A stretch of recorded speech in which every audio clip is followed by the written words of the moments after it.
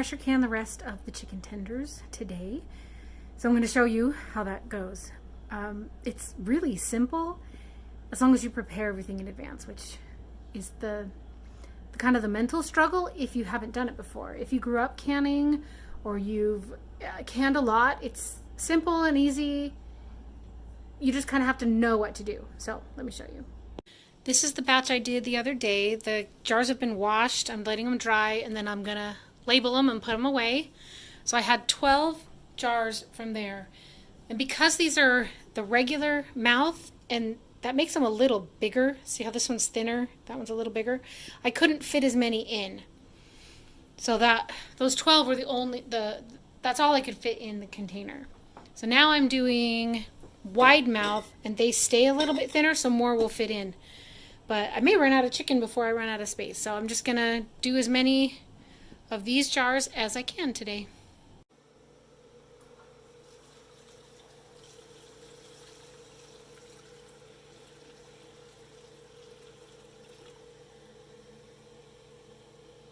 First thing I'm doing is I'm gonna boil some water to put in with my chicken tenders, and I'm getting my pressure canner ready. You got to have something on the bottom so your jars don't break, and you fill it up with a couple inches of water. Now I'm going to get my jars and my lids ready to go, and then I'm going to get the chicken out and start filling them up.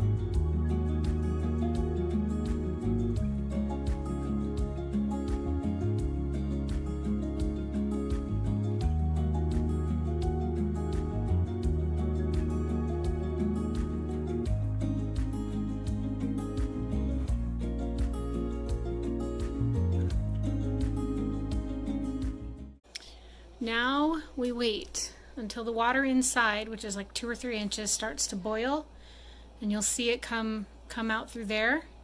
We let that run for about 5 minutes. Then we're going to put the weight on, and we want to do it to 10 pounds of pressure so that it will come up to 10 pounds of pressure here. So you have 2 ways of reading it. And when it's at 10 pounds of pressure, then you start the timer, and it goes for 90 minutes, and that is how you can chicken tenders safely.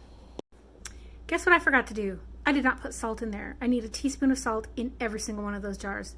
So I will now be unloading them, putting salt in each jar, and reloading this.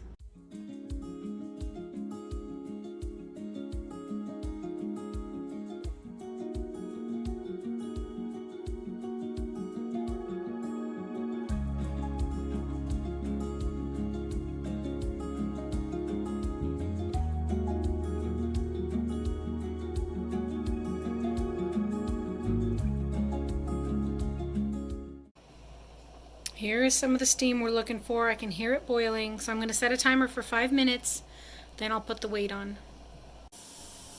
So I'm going to put the 10 pound, I got to film it but not burn myself. Okay, so now it stops all the air from leaving until it gets more than 10 pounds. Then that will wiggle and steam will come out. So now we got to come over here and watch this, and it will start to rise. And we wait until it gets up to 10 pounds. Then we kind of adjust the temperature so that it's you don't want it to get too high. You don't want it to explode or anything. which I'm not afraid of. I'm not afraid of pressure canners. So now it is rattling. So we have achieved 10 pounds of pressure, maybe 11 or 12. So I'm going to turn the heat down and kind of let it equalize. I'm going to start the timer for 90 minutes. Magically for you, it has been an hour and a half. So I turned it off a few minutes ago. So we're just waiting for the pressure to come down. I will not touch that or remove it until the pressure has gotten all the way to 0. You can still hear the jars kind of boiling and moving around in there. So you don't want to bring the temperature down too quickly, because then all the stuff inside the jar will come rushing out, and you don't want that. So we're going to let it just cool down naturally. Going to give it lots and lots of time. Okay, that was hot. Burned my fingers. I should not have touched that without gloves. Okay, so now I'm just going to let it sit there for a while. So I keep just giving it more and more time. So I've just set the lid up a tiny bit to let it slowly vent and release heat.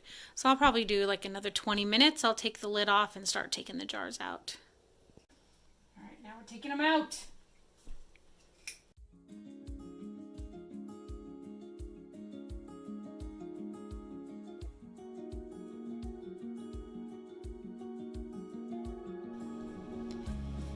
I'm so excited. I haven't canned in a long time, and I wasn't sure, because I went carnivore, if I would ever can again, because I was doing things I was growing in my garden, and I don't want to eat those things anymore, so I wasn't sure what to do. But we have freezers full of meat, and we need the space, so I pulled out some chicken tenders, and I put them in the pressure canner. And now I have carnivore food storage. So you can be a carnivore prepper, but you gotta know how to can. That's a pressure canner right there.